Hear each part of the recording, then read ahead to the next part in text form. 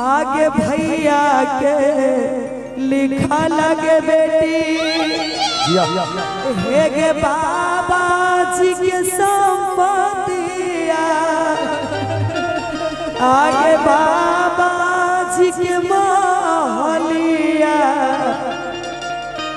तो हरो लिखला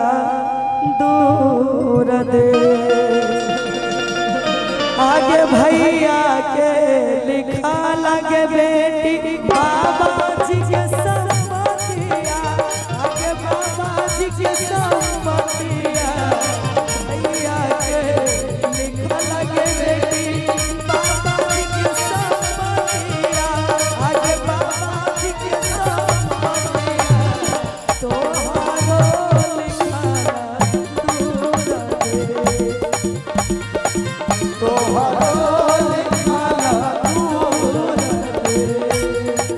भैया बाबा के संपत्तिया बाबा के संपत्तिया भैया के लिखा लगे बेटी बाबा जी के संपत्तिया आगे बाबा जी के महलिया तोहरो लिखला दूर रे तोहारो लिखला दूर दे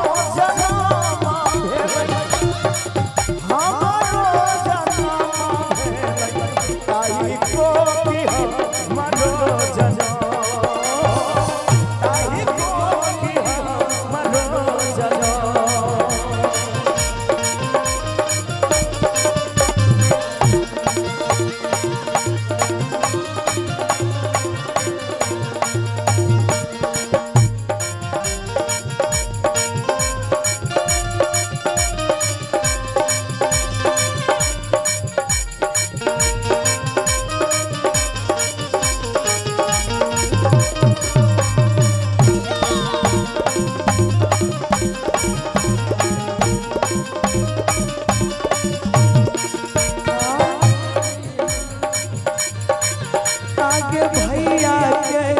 निकल गे बेटी बाबा के संपत्तिया